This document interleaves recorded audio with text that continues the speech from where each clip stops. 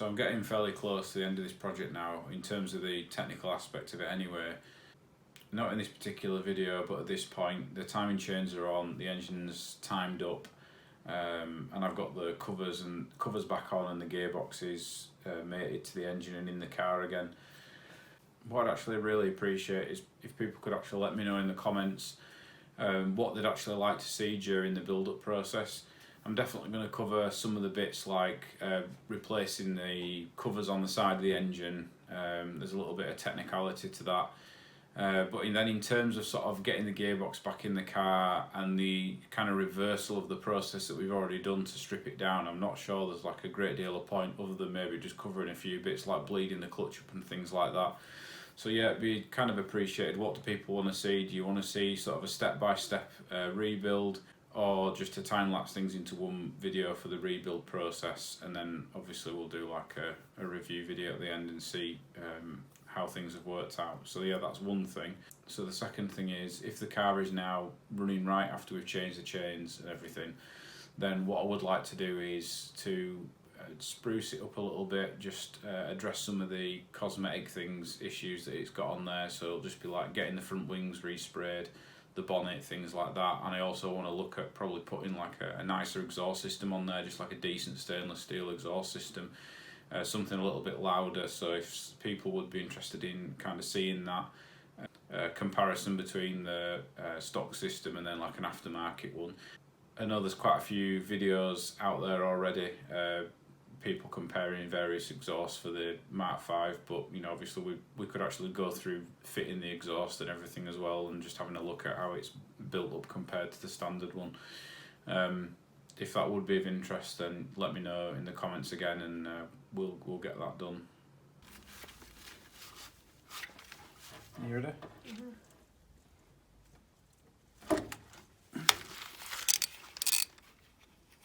Yeah, it's done it.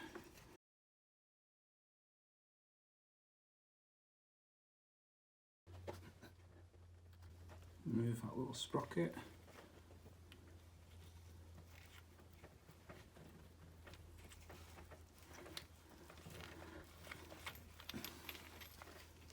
Okay, now we're going to have a go at removing this bit of the chain now.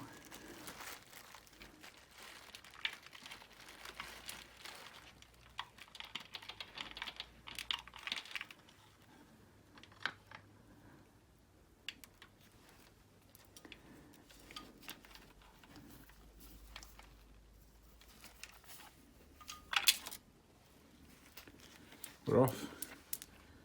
One chain. Right, so upper chain's off. Next thing we'll do is we'll get this lower chain off. We'll get this tensioner removed first, which is some T30 Torx fastenings.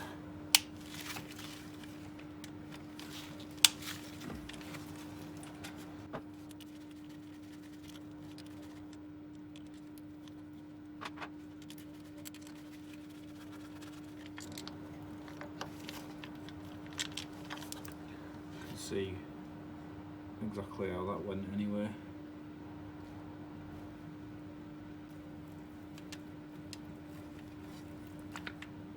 Now this does actually come off.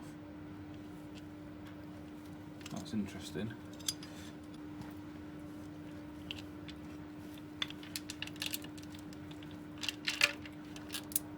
That's that chain out. You can see there, this is the end of the crankshaft, and if you can tell, but there's that tooth there has got like a slightly ground down side on it compared to the other teeth, and that's supposed to line up with the main bearing split there you see between like the rough and the sort of smooth finish. And as you can see, that's pretty much the case there. So that all looks okay. The car's set to top dead center, so that's correct. So far things are looking fine in relation to the timing. Right, I just want to do a little update with what I found so far. So what I've done is I've, as you can see, put some marks onto these cam adjusters just so I know the position where they're all lining up. Something that's a little bit concerning although I've seen some contradicting information, is that if you see, you can adjust this cam adjuster left and right, and when you time it up, what you need to do is leave it adjusted fully over to the left, so counterclockwise. And this one, it doesn't move at all. Now at first I thought maybe that's a problem with this engine and perhaps that's the issue I've been having, but then there's a note on the guide which says that the exhaust adjuster won't move while the engine's in the rest state, so who knows. So I was looking at wear and things like that, and if you look at the guide here, it's got a little bit of wear on it but nothing too bad. But then down here, what I've just noticed is, if you look at try to put the light in here a bit better for you. If you look at the valve timing housing there, you can see that the chain has definitely been eating into that, which is a good sign of a bit of chain lash. If you have a look here, I mean, that guide's pretty well worn there. I mean, that's surely going to be causing some problems along with all the other wear. And something else, if we have a look at this gear here, you can see how the edges of it are pretty well chewed up. You can see how much it's eaten away into that gear, so yeah, we'll definitely be replacing that, and I think we might be replacing some of the other intermediate gears as well. Something else I've done off camera, which you may or may not have noticed, is I've removed this intake solenoid valve. I need to make sure that these are functioning correctly, because again, perhaps this is one of the things that's causing us a problem.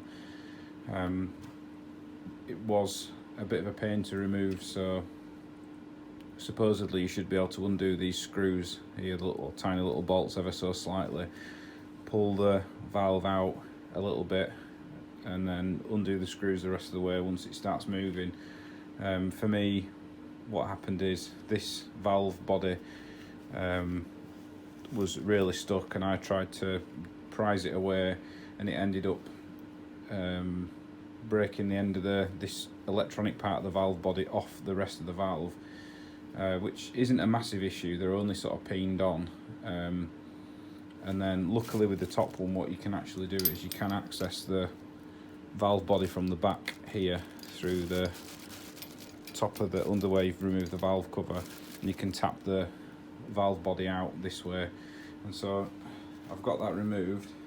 So here's the solenoid valve, and I've already gone ahead and peened the end of it back on solid again. So luckily I think that one should be okay, because they're like 240 quid-ish to replace those. So, but what we'll be doing with these is we'll be hooking up a 12 volt supply to it and testing it and make sure it works. So we'll probably have a go at trying to get this out normally. If it doesn't come out, what I'm going to have to do is probably remove both of these adjusters, which is why I've marked them up in preparation for that, and then undo the valve housing and then take that off the side of the engine. It won't be a terrible idea, to be honest, because it has got like a little mesh screen on the back of it which catches all the crap coming through, and it may be that perhaps even that's, you know, perhaps that's clogged up, and perhaps that's one of the things that's like been causing us a problem. So so yeah, I think we may have to do that, but we'll see. Hopefully not, and hopefully this comes out and we can test it and this seems to be working okay. I made myself a little test bed set up here, just rig some wire up to it, and then what I'm going to do is just try and touch the terminals onto a car battery, and we'll see if this valve works like it should. I don't think the polarity matters.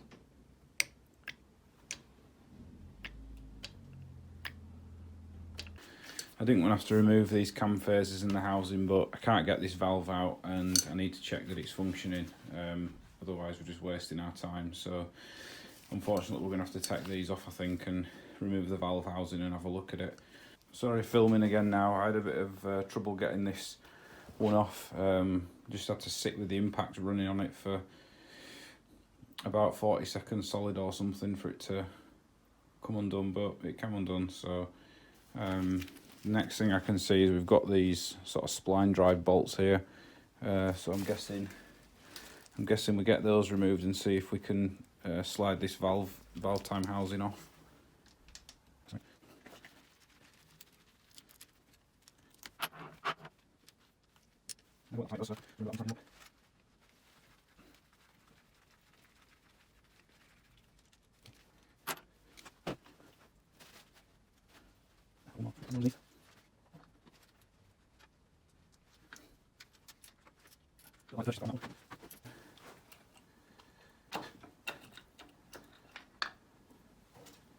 That came off fairly easily.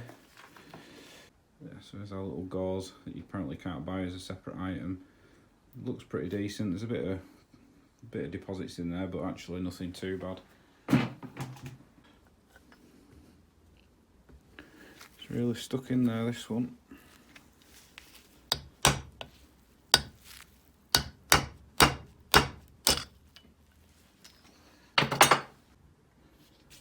Right, I tested the exhaust solenoid as well, and this works also, and it actually had a really strong sort of click to it, unlike the other one. So I'm now starting to wonder, is the intake one kind of on its way out, and should I look at replacing it? That isn't really ideal, I guess, because it's sort of 240 quid for one of these valves. So I'll perhaps have a look on eBay as well, see if I can find a second-hand one, but then I guess there's no guarantee that that's going to be any good. Right, I've decided I'm pretty happy with this timing housing. The little gauze was had a little bit of crap in there, but not a lot, which was pretty good. Really happy with the exhaust solenoid. Really sort of strong click to it now. I've mounted that back in already. The intake one, I'm not going to put that back in yet because I'm still not 100% convinced, and I might actually just purchase a new one of those. But yeah, I'm happy that this is okay. So what I've done is I've given this a bit of a clean up, and same with the side of the head as well.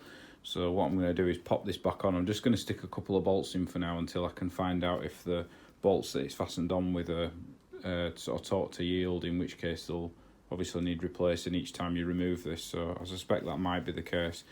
But for now, yeah, we'll pop these back on. Yeah, so there's the part number for our replacement, and you can see it's just like a beigey colour rather than a brown one, but that should just clip back on there, and we've got a nice new guide at the top as well.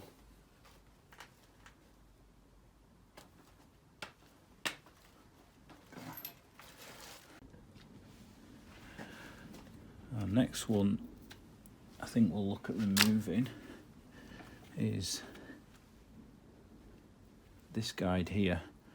So it looks like we've got sort of a hex bolt here, and then two spline drives. And I should have new hardware for this. I will put like a link to the part numbers and stuff in the description. So let's try and get this out next, and we'll get the new one on, and we can have a good look at this and see what it was like.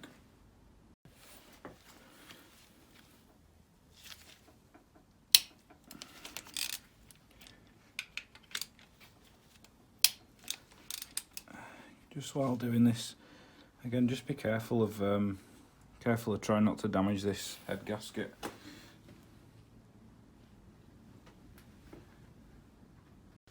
So look at this hex here now.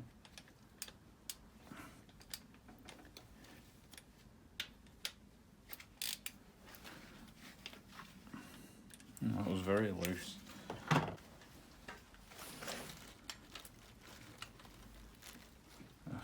Sorry, I'm trying to show you what I'm doing, but it's pretty difficult. So yeah, there we go. Got one that guide off. You can see how badly that's worn. Again, probably not helping the situation. Just on this trailing edge where it seemed to be rubbing the valve housing as well. So first part we're going to fit is this. And this is just the pin that was at the bottom of that guide rail that it rested on.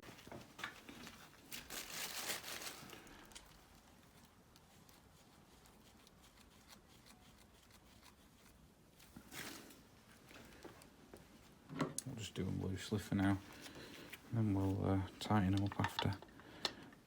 Yeah, make sure that goes in. A lot of these parts I usually won't bother, but I am actually going to put a tiny little bit of thread locker on them, like not a lot, just a little bit on the very tips of them. Just a little bit of peace of mind, seeing as these are like a dry fit. Doesn't seem to be any oil or anything on there, so yeah, there we go.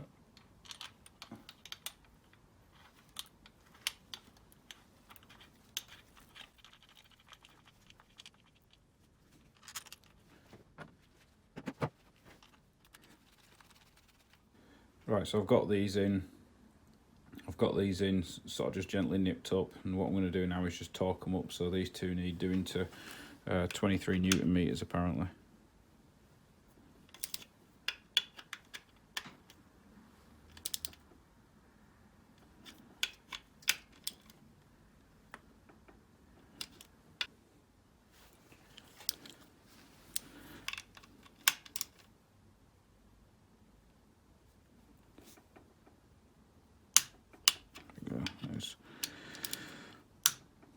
It's 23. Look at replacing these two pins here, two guide pins, seeing as I've got replacements anyway. Whether it's necessary, I don't know. You'd probably be totally fine not bothering. Yeah, I've got part number for those two pins.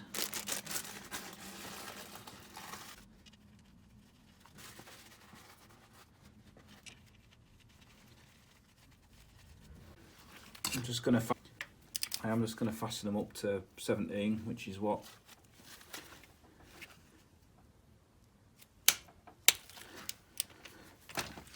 I felt they were at. There we go. I'll actually just going to put a little bit of engine oil on these.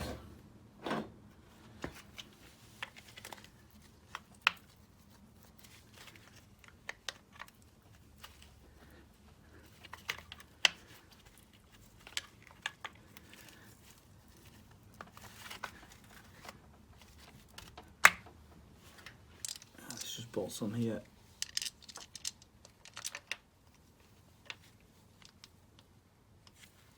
Bolt this as well.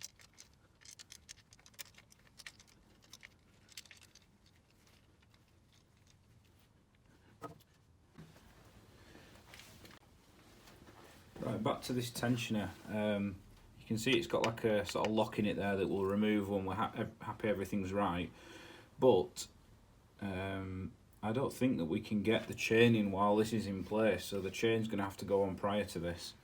So what I'm going to do is I'm just going to nip that bolt in very gently, just finger tight for now. I think what we'll do is we'll actually get the lower chain on roughly in position, and then we'll nip that on so the chain's just sort of ready to be fastened on.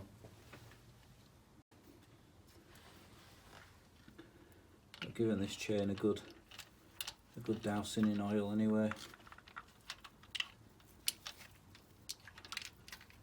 I'm just going to get it in like that and just hang it in there for now.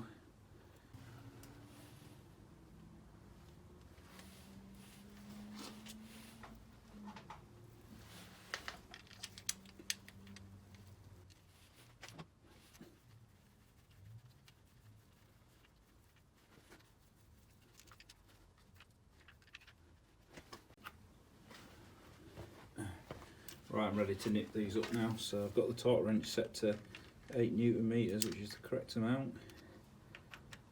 I'm just gonna take these really steady.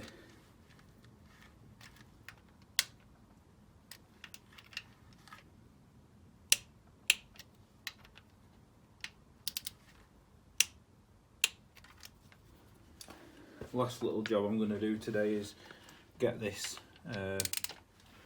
tensioner removed here as well. We should have a new Should have new bolts and new bolt and a new tension and everything for this as well, I would have thought.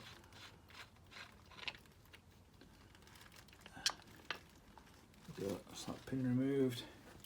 Right, sorry, I've been a little bit naughty and done a couple of things off camera as well. Just some things that were playing on my mind that I needed to change. So one thing I've done is I actually took these little bolts back out of the lower tensioner just one at a time and put a little bit of Loctite on them, and then just nipped them back up to 8 Newton meters again. And then the little guide pin at the bottom is 18 Newton meters, which I didn't know before, so I undid that again, put a little bit of thread lock on and did that back up to 18 Newton meters. So what I'm going to do next is actually just want to get this upper guide installed. So all I'm going to do is I'm actually going to put a little bit of oil on this, and we'll get a bit of thread lock.